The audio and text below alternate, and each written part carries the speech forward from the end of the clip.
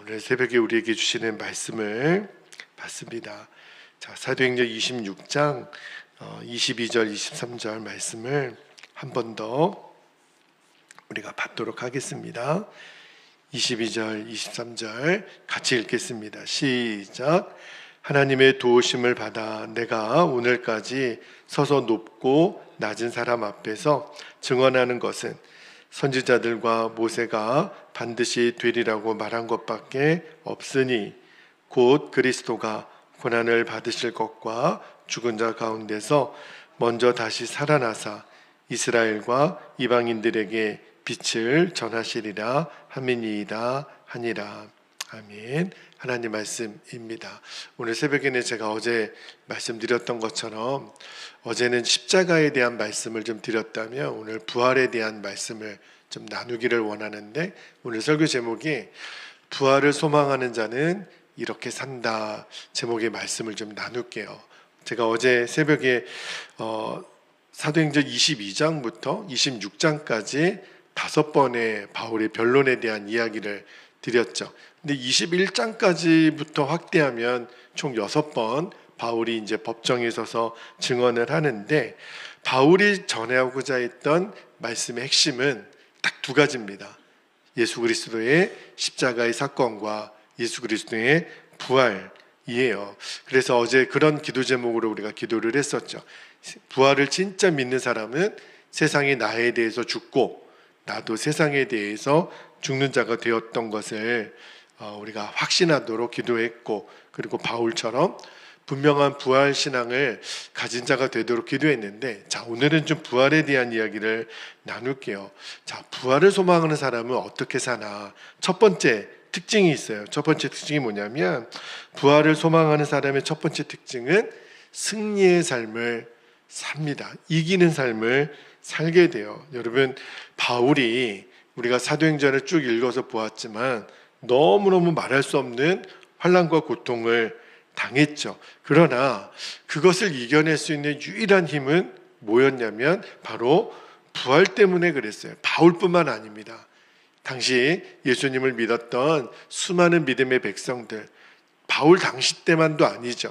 이후로 기독교 역사 속에 또 성경 속에 등장했던 모든 하나님의 사람들이 그 무서운 고난과 박해를 이겨낼 수 있었던 것, 예수님을 끝까지 부인하지 않고 십자가를 질 수 있었던 이유는 딱 하나, 부활이에요. 이 세상에서 가장 강력한 힘은 우리가 죽음의 힘이라고 알고 있죠. 이 세상에 죽음의 힘을 두려워하지 않는 사람은 아무도 없어요. 그러나 죽음의 힘조차도 우습게 볼 수 있고 죽음의 힘조차도 이길 수 있는 유일한 힘은 어디서 나오냐면 바로 부활의 힘에서 나옵니다. 그 부활을 믿은 사람들은 그리고 그 죽음의 고통을 이겨내죠. 여러분, 예수님이 부활하시고 나서 제자들이 예수님의 부활을 목격했죠. 그 다음에 제자들은 완전히 24시간 완전히 정말 주님을 바라보면서 그들의 삶이 완전히 180도로 바뀌어요. 예수님의 부활을 목격했기 때문에. 그래서 모든 그 죽음의 두려움도 이겨냅니다. 여러분, 예수님의 12제자들이 다 순교자가 되었던 거 기억나시죠? 사도 바울은 나중에 로마에서 십자가에 달려 죽었는데 그는 거꾸로 매달려 죽었다고 그래요. 그리고 예수님의 제자 빌립은 소아시아에서 십자가를 지고 역시 순교했고, 바돌로매는 어떻게 죽었냐면 완전히 몸에 사지가 가죽이 벗겨지는 그런 죽음을 당했죠. 여러분, 예수님의 제자 중에 의심 많았던 제자 기억나시죠? 누가 생각나시죠? 도마는 내 손으로 예수님의 그 몸에 손을 넣지 않고서는, 예수님의 옆구리에 손을 넣지 않고서는 나는 예수님 부활을 못 믿겠다고 했던 도마에게 예수님이 나타나서 너는 본고로 나를 믿느냐? 보지 않고 나를 믿는 자는 복이 있도다. 그 예수님을 만난 다음에 나중에 도마가 정말 귀한 예수님 부활의 증인이 되죠. 그는 어디까지 가서 복음을 전하냐면 인도에 가서 복음을 전하다가 순교를 해요. 근데 그 전생에 의하면 그 그 도마는 어떻게 순교를 당하냐면 그를 고문했던 사람들에게 예수님의 부활을 계속 전하다가 너 계속 부활을 전하면 너의 온 마디마디를 다 부러뜨리겠다고. 그래도 나는 괜찮다고. 그래서 손가락 하나하나를 부러뜨리고 온 사지를 다 부러뜨리는 죽음을 당하죠.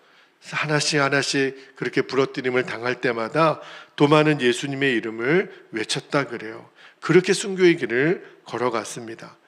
그리고 마가는 알렉산드리아에서 순교했고, 마태는 이디오피아에서 창에 찔려 순교했고, 안드레는 에데사에서 십자가에 못 박혀 순교했고, 그리고 가룟 유다 대신에 예수님의 제자 중에 한 사람이 됐던 마띠아 기억나시죠? 그는 역시 예루살렘에서 돌에 맞아 또 나중에 목베임을 당해 순교했고, 이 사도행전의 저자였던 누가는 헬라에서 이방 땅에서 감람나무에 매달려 죽임을 당했고, 그리고 사도행전의 주인공인 사도 바울 역시 로마에서 목베임을 당해서 그가 목베임을 당하고 3번 튀겼다 그래요. 그의 목이 떨어진 곳마다 그 샘이 나서 그 기념하는 교회에 제가 가본 적이 있는데, 역시 사도 바울도 참수형을 당했죠. 근데 예수님의 제자 중에 유일하게 순교하지 않았던 그 요한은 역시 반모섬에 유배가기까지 너무너무 고난과 회유와 핍박을 많이 당했지만 예수님의 부활을 증거하는 일을 멈추지 않았어요. 그래서 그를 살아있는 순교자라고 그렇게 부르죠. 여러분, 이 예수님의 12제자 또 바울, 어떻게 정말 그런 죽음의 위협 앞에서도 끝까지 승리할 수 있었을까? 이유는 딱 하나예요. 예수님의 부활을 목격했고 또 예수님의 부활을 믿었기 때문에. 그러니까 천국은 꼭 죽어서만 가는 곳이 아닌 것을 알 수 있죠. 부활을 믿는 자는 이미 그 마음에 천국이 임합니다. 그죠?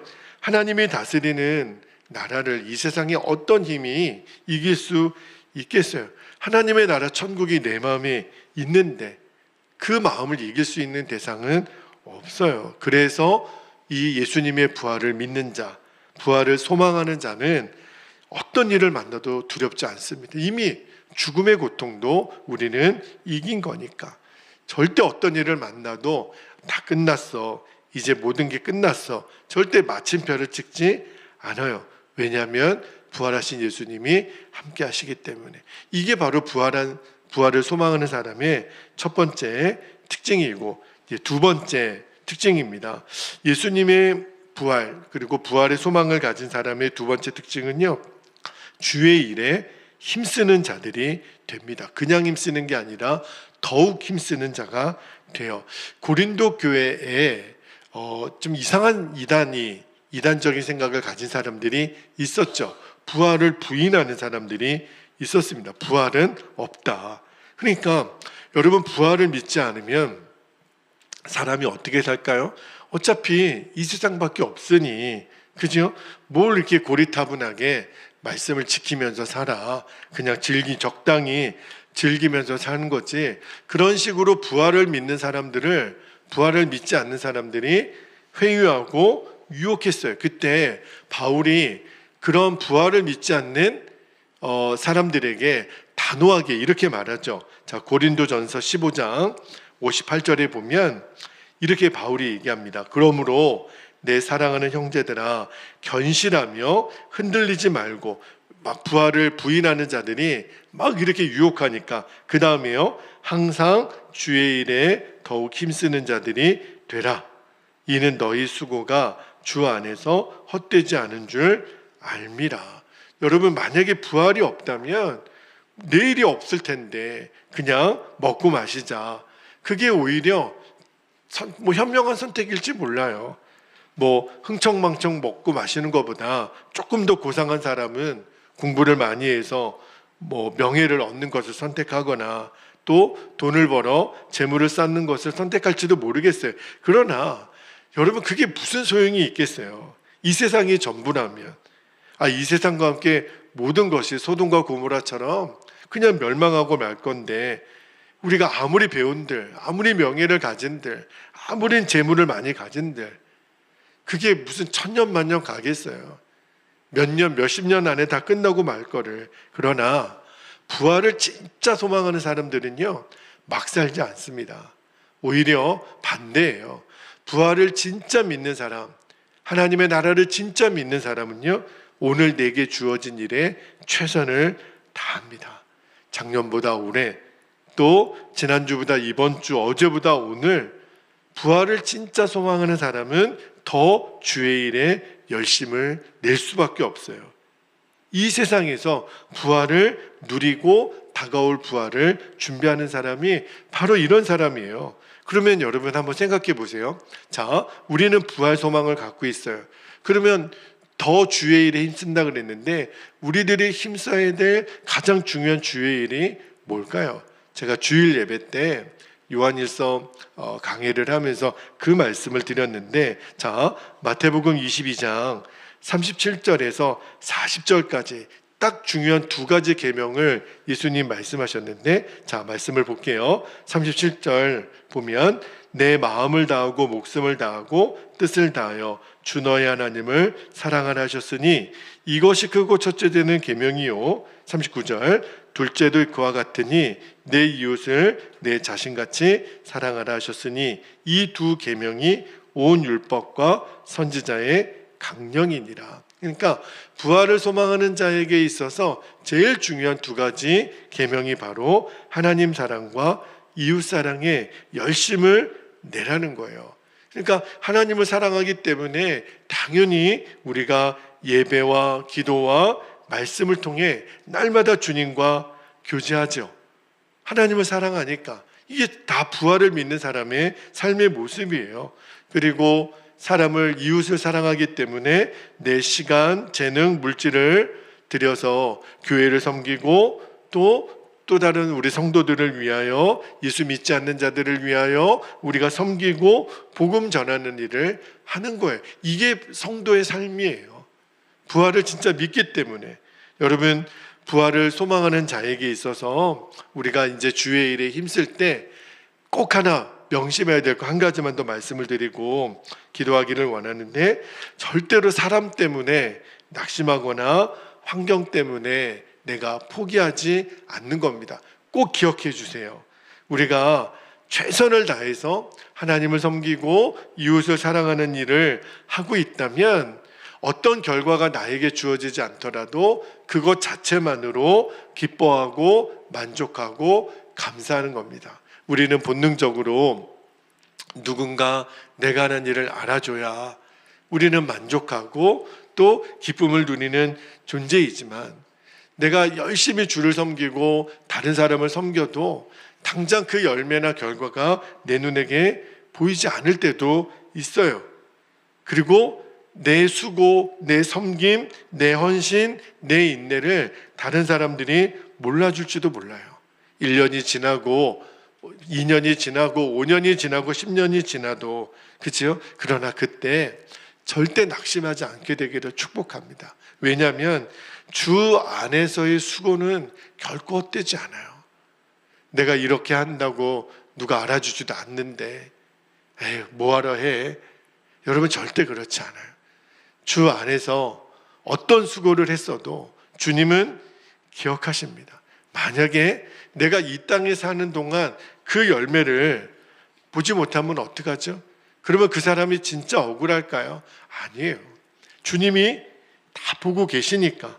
우리가 주님 앞에 부활하여 서게 되는 날, 주님이 우리를 두 팔로 안으시고 이렇게 말씀하시는 말씀 한마디만 들으면 저는 그 사람이 이 세상에서 가장 복된 사람이라고 믿어요. 그 말씀이 무슨 말씀이에요? 마태복음 25장 21절에 예수님이 이렇게 말씀해 주실 수 있다면, 잘하였도다 착하고 충성된 종아, 내가 적은 일에 충성하였음에 내가 많은 것을 내게 맡기리니 내 주인의 즐거움에 참여할지어다. 여러분, 착하고 충성된 나의 종아, 예수님이 다 보고 계셨다는 거예요.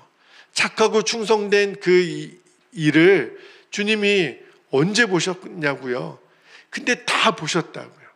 우리는 사람에게 이렇게 인정받지 못하면 아유 해봐야 뭐해? 아니에요. 주님이 다 보셨다고요. 어제와 오늘 말씀을 이제 정리하겠습니다. 다시 한번 말씀드리지만 복음의 핵심은 예수님의 십자가와 부활이에요. 여러분 십자가를 믿지요? 내가 십자가를 믿는다는 것은 이 세상이 나에 대해서 죽었고 나도 세상에 대하여 죽었습니다. 이것을 자신 있게 담대하게 고백하는 거예요. 이렇게 십자가를 통과한 사람은 반드시 특징이 있어요. 부활을 소망하게 됩니다. 이 세상에 대하여 더 이상 연연하지 않아요. 우리가 부활을 소망하기 때문에 날마다 승리하는 삶을 살고 또 하나 주의 일에 더욱 힘쓰는 자가 되는 거예요. 여러분, 이 복음의 핵심이 십자가와 부활인 것을 꼭 기억하고 이 십자가와 부활을 온전히 붙잡고 우리가 이제 2025년도 이제 첫 번째 달이 지나고 이제 2월이 됐는데 정말 남은 11달을 우리가 이 십자가와 부활을 단단히 붙잡고 날마다 승리하는 저와 여러분이 되시기를 주의 이름으로 축복합니다. 이제 우리 함께 기도하겠습니다. 두 가지 기도 제목을 나누고 기도합니다. 첫 번째는 부활의 소망으로 예수님의 제자들처럼 이제는 죽음의 두려움까지 이기는 담대함을 갖는 거예요. 죽음의 두려움을 이긴 사람이 뭐가 두렵겠어요? 그지요? 그게 바로 부활을 소망하는 자에게 주시는 하나님의 선물이에요. 두 번째는 부활의 소망으로 이제 항상 주의 일에 더욱 힘쓰는 자들이 되는 겁니다. 그래서 주님 앞에 서게 되는 날 착하고 충성된 종으로 인정받게 하옵소서. 이게 다예요. 이게 바로 성도가 누릴 수 있는 최고의 권세요 상급입니다. 주님, 제가 그리 되기를 원합니다. 날마다 주님 앞에 그렇게 칭찬받고 인정받는 주의 종들이 되게 하여 주옵소서. 자, 오늘 주신 말씀을 우리가 붙잡고 주님의 이름을 간절히 부르시고 통성으로 기도하겠습니다. 주여